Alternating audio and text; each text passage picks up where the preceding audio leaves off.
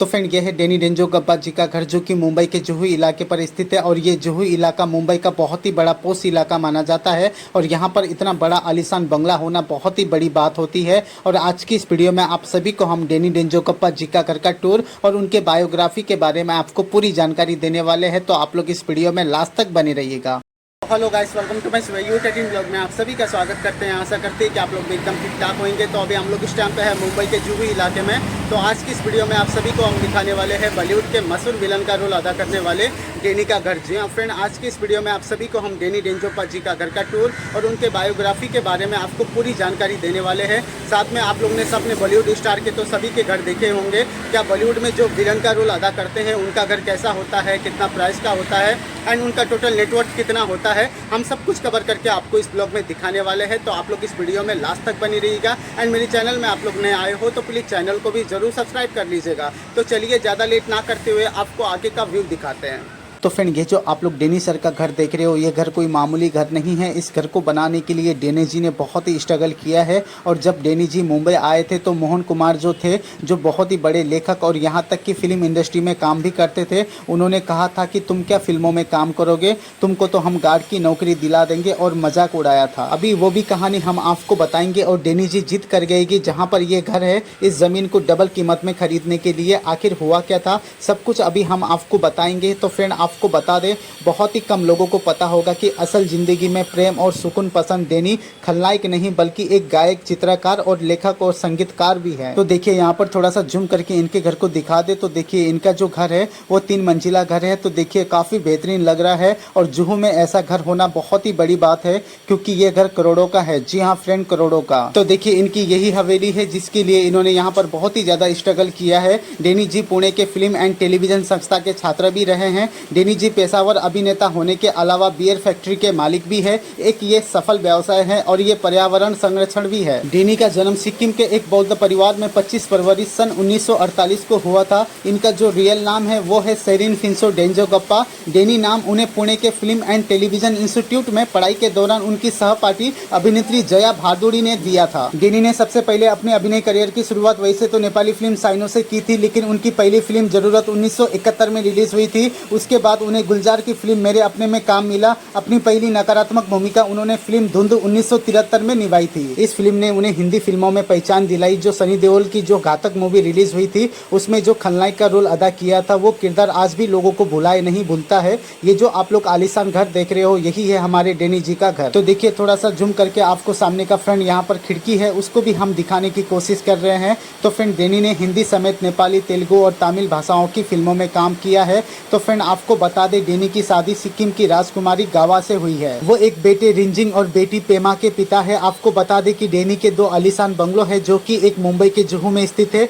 और एक जो है वो सिक्किम में स्थित है। तो फ्रेंड डेनी के नेटवर्थ करीब 200 करोड़ से भी अधिक है। आपको बता दें इनके पास रेंज रोवर और यहाँ तक कि BMW, मर्सिडीज जैसी 5 कारें मौजूद है। अब चलिए थोड़ा सा डेनी के स्ट्रगल के बारे में भी बताते हैं। और जहाँ पर ये घर है इसको बनाने के लिए इस जमीन को डबल प्राइस में क्यों खरीदना चाहते थे, इस जमीन को खरीदने के लिए उन्होंने इसके मालिक से रिक्वेस्ट क्यों किया था। तो फ्रेंड आपको बता दे, डेनी SPII से स्नातक और स्वर्ण पदक विजेता थे। यहाँ पर देखिए हम आपको इनके गेट के करीब लाए हैं। यहाँ पर देखिए डॉग की आकृति भी बनाई गई है गेट पे, और इनका घर का जो एड्रेस है वो भी लिखा हुआ है बगल में। तो फ्रेंड आप लोग देख सकते हो कितना शानदार और कितना आलीशान बंगलो है हमारे डेनी जी का, जो कि मुंबई के जुहू इलाके पर स्थित है। तो फ्रेंड आपको बता दे 70 के दशक की शुरुआत में मुंबई में काम की तलाश से आए थे और इनकी मुलाकात मोहन कुमार, जो उस समय के लेखक, निर्माता, निर्देशक के रूप में पूरे इंडस्ट्री पर राज करते थे, डेनी से मिलने की कोशिश करने वाले प्रभावशाली लोगों में से एक थे। उन्होंने किसी तरह मोहन कुमार से मिलने का मौका तो मिला, जिन्होंने एक बार नए अभिनेता को देखा और फिर डिग्री और अंत में स्वर्ण पदक और जोर जोर से हंसने लगे। और उन्होंने कहा कि वही तुम क्या अभिनेता बनने आए हो, तुम क्या समझकर अभिनेता बनोगे, यहाँ पर बड़े बड़े सुंदर लड़के काम ढूंढने के लिए सड़कों पर घूमते रहते हैं। हाँ राजेश खन्ना थोड़ा थोड़ा सा गोरखा लगता है,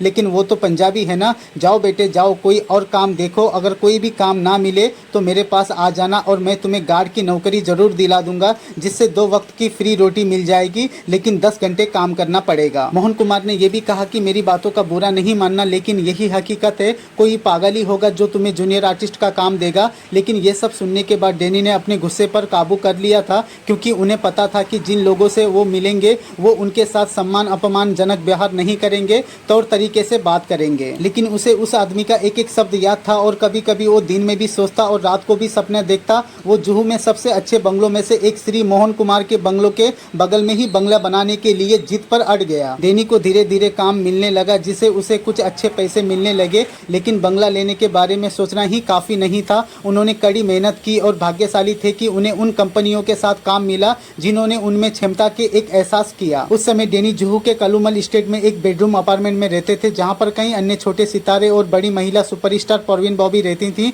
उसने हर तरह की कुर्बानी दी, क्योंकि वो जानते थे कि अगर वो काम करना जारी रखते हैं और इसी तरह का सोच रखते हैं, वो अपने बंगला खरीदने के लक्ष्य के करीब जा सकते हैं। तो उसको किसी तरह से दृढ़ होकर काम करना पड़ेगा। उसके बाद धीरे धीरे कुछ साल जो है वो बीत गए, लेकिन एक भी दिन ऐसा नहीं था जब डैनी ने मोहन कुमार के घर के बगल में उस खाली जगह को पार नहीं किया और रात में उस पर और उसके बंगले का सपना भी देखता रहता था। 80 के दशक के शुरुआत में डैनी एक बहुत ही बड़े स्टार बन चुके थे और हिंदी स्क्रीन के अब तक के सबसे अधिक भुगतान पाने वाले खलनायकों में से एक थे। अब उसके पास इतना पैसा था कि वो कम से कम उस जमीन को आरक्षित यानी कि खरीद सके। लेकिन वो सदमे में था जब एक एजेंट ने उसे बताया कि जमीन पहले से ही एक गुजराती व्यापारी को बेच दिया जा चुका है। डैनी इतनी आसानी से अपने सपने को छोड़ने वालों में से नहीं थे। उसके बाद डैनी ने उस आदमी से जाकर मिला जो अब जमीन का असली मालिक था। उन्होंने याचना की और उसे उस जमीन को बेचने का रिक्वेस्ट किया। व्यापारी को समझ में ही नहीं आया कि डैनी को उस संपत्ति के बारे में इतना खास क्या लगा। वो एक व्यापारी था और भावनाओं के बारे में कुछ नहीं जानता था। उसने सोचा कि डैनी जमीन के लिए इतना पागल क्यों हो रहा है। वो उसे दुगनी कीमत देने को भी तैयार था। व्यापारी को आखिरकार डैनी के पागलपन के बारे में कुछ भी समझ में नहीं आया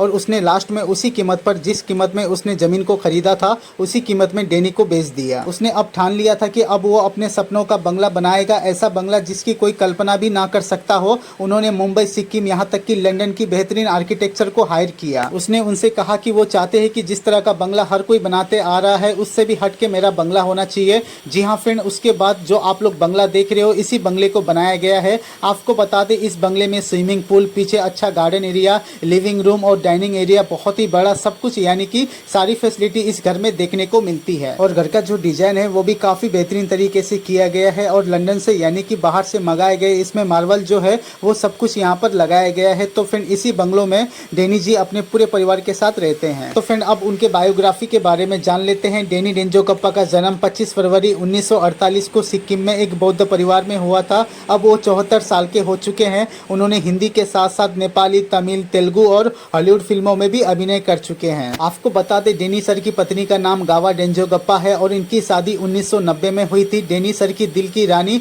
असल जिंदगी में एक राजकुमारी है। गावा डेंजोगप्पा शाही परिवार से ताल्लुक रखती हैं और वो सिक्किम की राजकुमारी हैं। और इनके 2 बच्चे हैं। बेटे का नाम है रिंजिंग, जो एक अभिनेता है, और बेटी का नाम है पेमा। तो फ्रेंड, आज के लिए बस इतना ही। उम्मीद करते हैं कि आपको ये हमारा ब्लॉग पसंद आया होगा और साथ में आपको डैनी सर का घर का टूर और उनकी अनसुनी कहानी पसंद आई होगी। उम्मीद करते हैं कि आपको ये वीडियो पसंद आया होगा।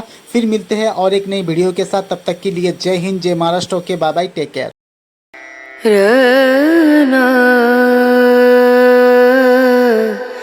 र